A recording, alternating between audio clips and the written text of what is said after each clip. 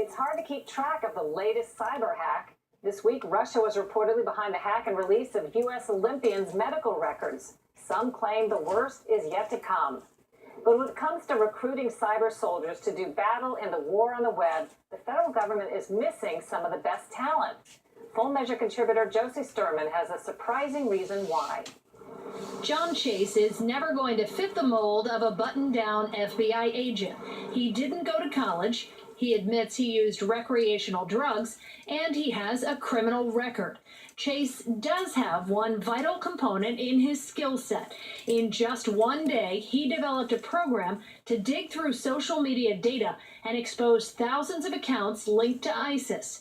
He published a list that went viral, disabling one of their most successful propaganda and recruiting tools. How's it feel to take on the largest terrorist organization in the world? Scary. It's definitely nerve-wracking. When we were writing the script and compiling the list, it didn't seem like that big of a deal, but when we published the list and the media became so interested in it, and then it became apparent that ISIS knew who we were, and that was definitely a moment of, oh God, Chase worked as part of the group Anonymous, a loose collective of hackers. Hello, citizens of the world. We are Anonymous. Made famous by a number of notorious hacks, including infiltrating top-level pro-Kremlin activists, successfully disabling the website for Greece's central bank, even exposing personal information that belongs to presidential hopeful Donald Trump. Chase claims his work drew the attention of some top-level and top-secret agencies interested in his particular skill set. The problem, even if he wanted to go legit, he falls into what the government calls unclearable talent.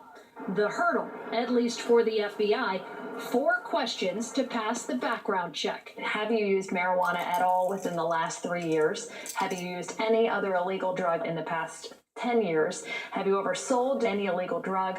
And have you ever used any prescription drug in the manner for which it was not intended within the past 3 years? What do you think when you hear all of those questions? God, I can't imagine one person I know who would have the skill set to actually fulfill that job that would meet all those criteria.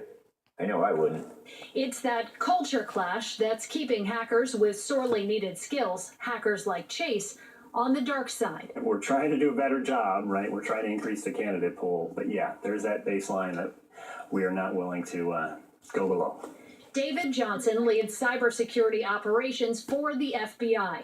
He says there's a lot of discussion at the Bureau about changing times and the changing threat. Hackers say for the feds, keeping up may require looking at the potential talent pool a little differently, mining social media and the dark web, a place intentionally hidden from almost all eyes and accessed by the few with highly technical tools. If that's where they are, if that's where they play, why not go after them there? Yeah, that's where some of them play. There's no doubt about that. But from my perspective, there is plenty of equally good talent that is not quite so hard to access. The second big hurdle to attracting hackers is money. And whoever said crime doesn't pay never hacked on the dark web. I think the best people are on the Black Hat side, and a lot of that's probably financial driven. Obviously there's a lot more money in committing internet crimes than working for the government. But a lot of people would probably forego some of that money if they had the opportunity to do something good. Just some of the work that they would have an opportunity to do. It is really cool and eye-opening, let me put it that way. Name recognition can't be beat. But it may take more than a badge to bridge these two cultures. And somewhere between the metaphors of black hats and white hats, real talent to address a real threat may be missed. I mean, you're putting somebody on a computer. They're not walking around with a gun. They're not arresting citizens. They're on a computer. And, if this is the person that's qualified to do the job, then they should be the person that's doing it. So, Josie, do you have any idea how big a problem this is? How many people don't make it because of the questions? It's a stunning number. We pressed the FBI for weeks to actually get this statistic. Now, last year, they screened 10,800 people, and they could not get 4,200 of them past that security hurdle. So we're talking about 40% of the applicants they cannot actually pull into fighting back. Wow, that's huge. So interesting. Thanks, Josie Sturman. We'll be right back with an update on one of our most important stories last season and a change for a major for-profit college. I was on heroin.